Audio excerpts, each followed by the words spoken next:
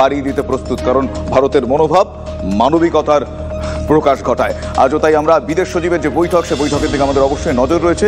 কিন্তু এই যে সিচুয়েশন, খুব ক্রিটিক্যাল সিচুয়েশন, আমরা জানি কি এক্স্যাক্টলি তার বর্ণনা হতে পারে, অবজারভেশন হতে পারে, আমরা জানবো। এই মুহূর্তে আমার সঙ্গে রয়েছেন প্রাক্তন রাজ্যসভার সাংসদ জওহর সরকার। জওহরবাবু, আপনাকে স্বাগত জানাই TV9 বাংলায়। আমি শুভজিৎ কথা বলছি আপনার সঙ্গে।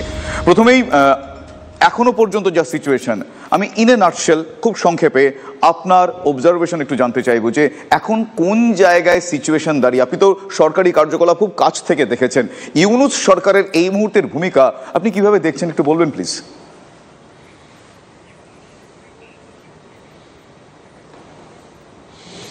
আমার নিজের মনে হয় যে ইউনূস যেভাবে সামলানোর কথা ছিল বোধহয় সামলে উঠতে পারছে না। বাংলাদেশে কিন্তু ওকে ক্ষমতায় শুধু ছাত্ররা আনেনি, ইসলামিক ছাত্র শিবির আনেনি, ওকে ক্ষমতায় যত রকমের হাসিনা বিরোধী ফোর্স ছিল তারা সকলে মিলে পাওয়ারে।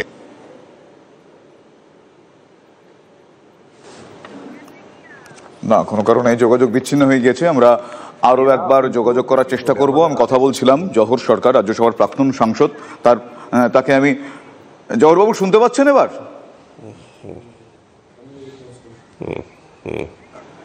কোনো কারণে যোগাযোগ বিচ্ছিন্ন হয়ে গিয়েছে। আমি শুনতে পাচ্ছি। হ্যাঁ, আপনি শুনতে পাচ্ছেন? হ্যাঁ, এবার শুনতে পাচ্ছি। মাঝখানে একটা টেকনিক্যাল গ্লিচ হয়েছিল, প্লিজ কন্টিনিউ। শুনতে পাচ্ছি?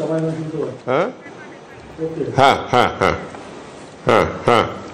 না, এখন যে পরিস্থিতিটা হয়েছে তার অনেকখানি দায়িত্ব বাংলাদেশের কর্তৃপক্ষের ওপর।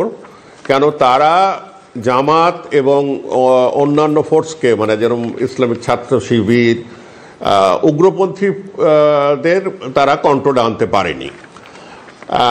ইসলামীয় উগ্রপন্থী বরাবরই ছিল, যেরকম বাংলাদেশে ছিল, পাকিস্তানে ছিল, যেরকম ভারতবর্ষে হিন্দু উগ্রপন্থী বরাবরই ছিল, এখন খুবই শক্তিশালী। এখন ওদেরকে নিয়ে, ওদেরকে সাথে রেখে, ওদেরকে কিছুখানি এক কোণঠাসা করে বলি, যদি সে কথাটাই বলি আমি, কাজ করতে হয়। বাংলাদেশের অভ্যুত্থানের পেছনে কিন্তু শুধু ইসলামিক ছাত্রদের নয়, তারা এমন একটা ভাব দেখাচ্ছে যেন তারাই নিজেরা নিয়ে এসছে। বাংলাদেশের স্বতঃস্ফূর্তভাবে মানুষ চেয়েছিল হাসিনাকে তাড়াতে। তার অনেক কারণ আছে, হাসিনার বিরুদ্ধে অনেক রকমের চার্জ আছে, অনেক রকমের অভিযোগ আছে, প্রচুর সাক্ষ্য প্রমাণ আছে তার দলের লোকেদের করাপশন ইত্যাদি ইত্যাদি। তো যাই হোক, জিনিসটা অনেকখানি ব্রড বেসড। তার মধ্যে আছে সেকুলার ইন্টেলেকচুয়ালস, তার মধ্যে আছে আওয়ামী লীগেরও একটি অংশ যারা হাসিনার অটোক্রেসি বলো, মানে স্বৈরাচারী নীতি পছন্দ করতো না। এখন সেসব ঘটনা থাক, আমার বক্তব্য হলো যে একটা বড় ব্রডব্যান্ড গ্রুপ হাসিনাকে সরিয়েছে। বেশ একটা ইতিহাস হয়েছে, তার পেছনে আমেরিকার হাত আছে, সে আমরা জানি। কিন্তু আজকের সত্যটা যেটা হচ্ছে যে এই 2 মাসে এক্সট্রিমিস্ট ফোর্সেরা তারা তাদের দাপট চালিয়ে যাচ্ছে। আচ্ছা, এটা কিন্তু যেটা আমরা রিপোর্ট পাই তার পুরোপুরি এই নয়, ঠিক নয়। কেন অনেক জায়গায় আর্মি এবং পুলিশ যাচ্ছে, সেই খবরগুলো কিন্তু কম আছে। আমার আত্মীয় স্বজন বাংলাদেশে ছড়িয়ে আছে, আমি জানি যে তারা প্রোটেকশনে। এই কদিন আগে বিয়েও হলো, আনন্দ করে বিয়ে করেছে, আমাদের দেশের বাড়িতে দুর্গাপুজো হলো, কোনো ঝামেলা হয়নি। কিন্তু যেখানে ঝামেলা হচ্ছে সেটাই কিন্তু তুলে ধরা হচ্ছে। আসলে হচ্ছে, একদিকে সত্যি কথা বলতে এখানকার ভারতবর্ষের বিজেপি শাসন চালে হেরে গেছে, দাবার চালে হেরে গেছে। হেরে যাওয়ার পর এটা কিছুতেই মানতে চাইছে না। এটা কিন্তু চাইল্ডিশ। কেন একটা যেরকম মলদ্বীপসের সাথে মেনে নিল, মলদ্বীপসের ওপর প্রথম চেঁচামেচি করে হ্যানা ত্যানা লক্ষদ্বীপ করবো এই করবো করে আসলে শেষ পর্যন্ত মলদ্বীপের সাথে একটা আন্ডারস্ট্যান্ডিংয়ে চলে এলো। বাংলাদেশের সাথে কিন্তু আন্ডারস্ট্যান্ডিং 2-3টে স্তরে হতে হবে। বাংলাদেশের সাধারণ মানুষ কিন্তু হঠাৎ বিশ্বাস করতে আরম্ভ করেছে যে ভারত বাংলাদেশ বিদ্বেষী। ভারত যে বাংলাদেশ বিদ্বেষী নয়, এটা আমাদের প্রমাণ করতে হবে। কেন এমনভাবে বাংলা বিদ্বেষী এমনভাবে মিডিয়া কাজ করছে, প্রতিটি ঘটনাকে তুলে ধরছে। আরে বাবা, আমাদের এখানে যেসব ঘটনা হচ্ছে সেগুলোকে যদি বাংলাদেশে তুলে ধরে, তারা এখন ধরছে, তবে মনে হবে যেন ভারতবর্ষের সব লোকেরা বাংলাদেশের বিদ্বেষী বা মুসলমান বিদ্বেষী। এটা তো সত্যি নয়। আপনিও বিদ্বেষী নয়, আমিও বিদ্বেষী নয়। এখন মুশকিল হচ্ছে ঢাকা তাদের বিদ্বেষটা এমন হুমকির পর্যায়ে চলে যাচ্ছে, তারা হুমকি দিচ্ছে যে আক্রমণ করবেন, কলকাতা দখল করে নেবেন, বিহার উড়িষ্যা বর্ডার দখল করে নেবেন, তারা লং মার্চ করবেন প্রকাশ্যে বলছেন, এবং সরকার চুপ করে আছে। মানে মৌনতা সম্মতির লক্ষণ আমরা এর আগেও শুনেছি। তাহলে সেক্ষেত্রে সেই বিষয়টা কি করে এই সাহসটা তারা পাচ্ছেন? তারা তো তাদের ক্ষমতা সম্বন্ধে ওয়াকিবহাল। এগুলো তারা প্রতিটি তাসের বাক্সতে আপনি দুটো করে জোকার পাবেন। হ্যাঁ, দুটো করে জোকার দেয়। বাংলাদেশে এই মুহূর্তে দেখা যাচ্ছে এই তাসের প্যাকে একটু বেশি জোকার হয়ে গেছে। হ্যাঁ, এরা জোকার ছাড়া আর কিচ্ছু না।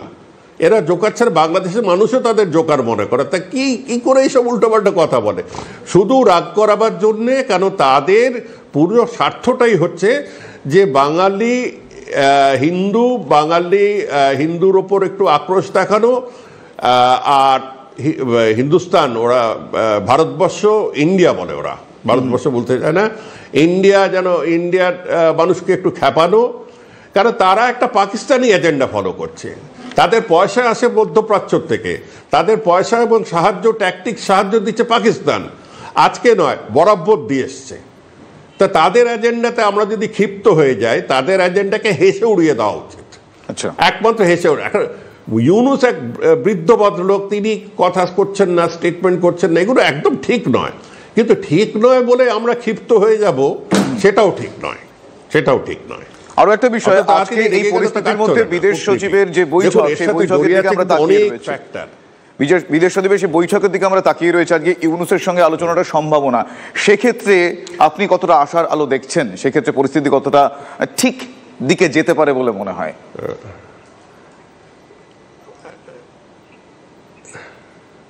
দেখুন, আমি বাংলাদেশের নেতৃত্বর অনেককে চিনি, আমি অফিসার হিসেবেও চিনতাম, এবং পরবর্তীকালে বাঙালি ব্যক্তিত্ব হিসেবে চিনতাম। আমি জানি বিক্রম মিস্ত্রি খুব মাইল্ড এবং ভেরি ভেরি কি বলবো আমি, ম্যাচিওর অফিসার। হ্যাঁ, ও উগ্রপন্থী, ওর মন্ত্রী যতখানি, জয়শঙ্কর যতখানি উগ্রপন্থী নাটক দেখায়, বিক্রম মিস্ত্রি এসে বিশ্বাস করে না। আমি জানি তৌহিদ হোসেনকে ব্যক্তিগতভাবে দেখেছি, তাকে আমি তার মধ্যে কোনো সাম্প্রদায়িক কিছু কোনোদিন দেখিনি। অতএব দুজন ব্যক্তি যারা সাম্প্রদায়িক নয়, যারা ব্যালেন্স, যারা ম্যাচিওর, তারা যখন মিট করছে, একটা সম্ভাবনা আছে।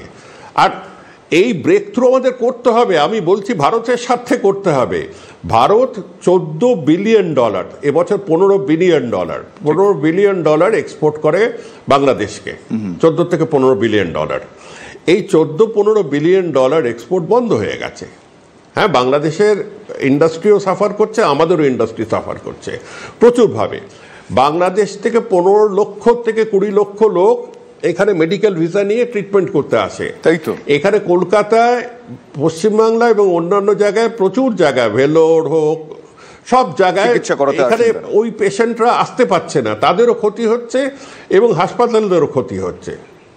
হ্যাঁ, এইগুলো চিন্তা করতে হবে। এই কে একটা বাঁশের তরোয়াল নিয়ে, একটা টিনের তরোয়াল নিয়ে হুমকি মারলো, কে একটু উল্টো পাল্টো বললো, এই যে ভিএইচপি, বিশ্ব হিন্দু পরিষদের লোকগুলো হাবি যাবি সারা জীবন বলে এসছে, তাতে যদি নাচতে নাচতে পাকিস্তান ঢুকে যায়, এরকম তো হয় না। এগুলো হাস্যকর, এগুলো নিয়ে হাস্য কমেডি ছাড়া কিচ্ছু করার নেই। অনেক ধন্যবাদ আপনাকে আপনার রিয়াকশনের জন্য।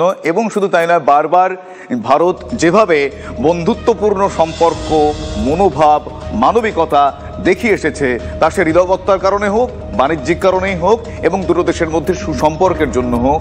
এখনও আমরা জহর সরকারের সঙ্গে কথা বলছিলাম, তার কথায়ও একই অনুরণন, যে এক্ষেত্রে দাঁড়িয়েও আজও আমরা আশার আলো দেখছি। কিসের আশার আলো দেখছি? যে দুদেশের সম্পর্ক আরও উন্নত হবে, দুদেশের সম্পর্ক কলুষিত হবে না, এই আশা আমরা রাখছি।